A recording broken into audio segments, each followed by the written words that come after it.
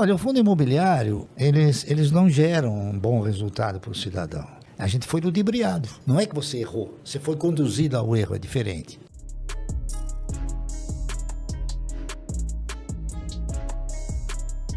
Agora uma pergunta que todo mundo quer saber, inclusive eu. Quais são as suas 5 maiores posições hoje na sua carteira? São essas que eu falei. É a Klabin, tá certo? A Unipar, que mais? A Taesa, a TRPL, CEMIG. Essas são, é uma configuração, assim, mais ou menos equânime, né? Um negócio que vai... Todas elas me dão um dividendo. Essa questão de diversificação. Eu estou aqui lembrando de ter lido algo que o senhor comentou sobre essa questão de tomar muito cuidado, né? De diversificar muito, de ter muitas ações. O que o senhor acha saudável ter na carteira? Por exemplo, eu acho que 15 ações, ou enfim, ou depende muito se a pessoa estuda as ações, veja bem, as empresas, no caso. Em 1971, quando eu resolvi criar uma carteira de renda mensal, tá certo? Eu pensei da seguinte forma: se eu quero ter uma carteira de renda mensal, eu tenho que ter uma remuneração mensal, não é isso? Se porventura eu comprar ações de uma empresa que paga dividendo uma vez por ano, eu tenho que ter ações de 12 empresas que pagam uma vez por ano, porque são 12 salários, né? Até tem um 13º, então 13. Se eu comprar ações de empresas que pagam dividendo semestral, eu tenho que ter a metade, né? E esse, o princípio é esse. Então, essa foi a diretriz básica que nos levou a ter uma quantidade reduzida de ações, porque não há necessidade de você ter tudo. O importante é você ter os melhores, tá entendendo? Aqueles que têm o compromisso com o acionista de remunerá-lo. Porque, na realidade, eu penso assim, na realidade, nenhum empresário pensa em remunerar bem o acionista. Todo empresário, ele pensa em se remunerar bem. E você acaba junto no mesmo barco, sendo bem remunerado também. Barsi, você pode citar algumas empresas que você considera que estão baratas e pagando bons dividendos neste momento atual? Bom, essas aí que eu falei.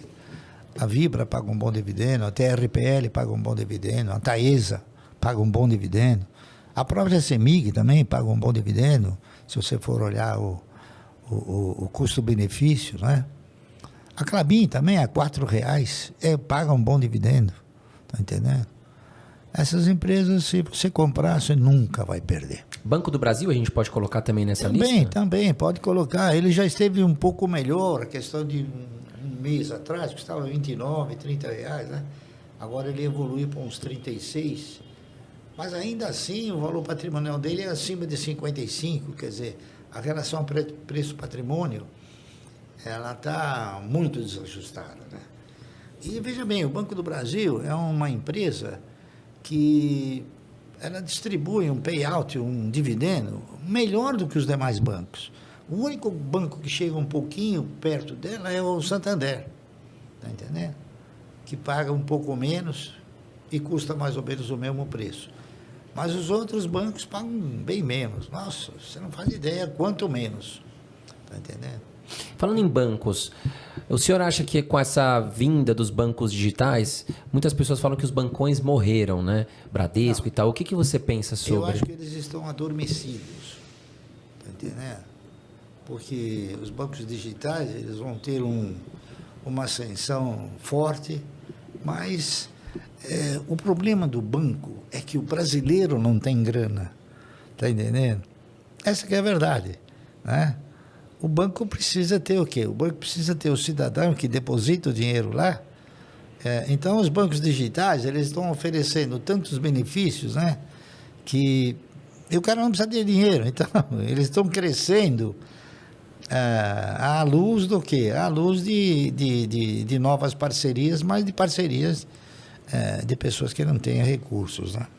Barsi, agora uma pergunta que muitos me fizeram. Você deu uma declaração falando o seguinte: fundos imobiliários são um conto do vigário. Oh, e é? Eu queria que o senhor comentasse mais sobre essa sua declaração. Olha, o fundo imobiliário, a exemplo de todos os fundos, eles não geram um bom resultado para o cidadão. Os fundos imobiliários, eles estão lastreados em quê? Na locação de lajes, corporativas ou não. O nosso país ele tem uma indecisão muito forte com relação aos agentes econômicos.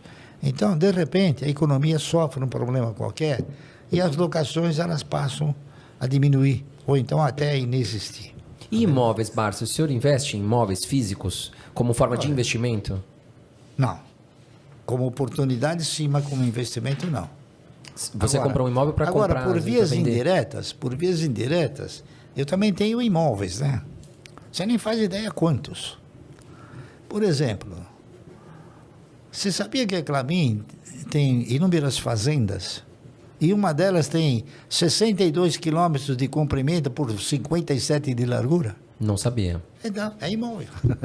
Viações você tem imóveis, né? Então, só que é um imóvel que se presta para quê? Se presta para servir, para fazer um florestamento e um reflorestamento, que ele é o quê? Ele tem uma rotatividade extraordinária.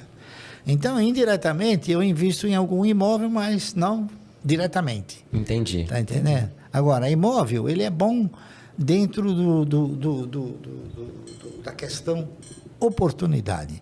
Como investimento para gerar renda, não é um bom negócio. Oportunidade, então você diz assim, comprar ele abaixo do preço, E vender. uma boa oportunidade e colocar ele à venda e ganhar vender. com essa operação, Isso né? sim. É isso aí. E isso tem que saber fazer muito bem, né, Barça? Porque Tudo você tem que fazer bem. Muito bem, né? Porque tudo. Não muitas é só vezes a pessoa imóvel. tudo, né? Porque às vezes a pessoa compra um imóvel, mas ela não vê que tem tem os juros, ela fala que é dela, mas não é, porque na verdade o imóvel é do banco. Ela financiou lá tantos anos e aí, de repente. Eu estou partindo do princípio que você comprou o imóvel e não fez nenhum financiamento. Porque comprar imóvel financiado é pior ainda. Aí piorou o negócio. Pois é, e tem muito brasileiro que acaba perdendo. A nossa estrutura no Brasil, se você for pegar histórico, e é verdade, até o Banco Nacional da Habitação quebrou. Sabia disso? Que era o que financiava os imóveis, né? Agora, falando de erros, né, Barça? Todo investidor já cometeu algum erro que fala, essa ação eu errei ou esse erro eu não deveria ter cometido. Tem algum erro que você cometeu? Não é questão de ter cometido ou não. Eu cometi erros que qualquer um cometeria. Está entendendo? Por exemplo, eu tive ações de uma empresa chamada Banco Nacional. Quem fazia propaganda do Banco Nacional, sabe quem era? Ayrton Senna? O Ayrton Senna, exatamente. A gente foi ludibriado. Não é que você errou, você foi conduzido ao erro, é diferente. Eu, por exemplo, tinha ações de um banco chamado Banco Econômico, que agora está ressurgindo. Aí, minha filha que está vendo isso aí, e eu tenho uma quantidade muito grande, né? Eu fiz propaganda que agora o pra esse BTG banco. comprou. Quando eu era pequena, eu fiz propaganda para esse banco, né? Eu era modelinho, pequenininho que passava no banco, lembra? Então, isso aí por questões políticas. Esse banco foi fechado pelo Banco Central, né? Por questões políticas, por questões de Bahia versus o resto do país, né? O Ângelo Calmon de Sá, que era o presidente do banco, etc., era um dos grandes acionistas da Copene. Então, a Copene foi vendida e quem ia comprar era o Ultra e quem ia financiar era o BNDES. E, no fim, os baianos quiseram que ficasse com eles, então criaram a Braskem. É uma historiazinha interessante de saber. Mas ele quebrou por causa disso. Só que ele quebrou como tendo um dos maiores patrimônios do país. E agora está ressurgindo. O BTG comprou o Banco Econômico. Olha. Você vê que coisa interessante, depois de 20 anos. Né?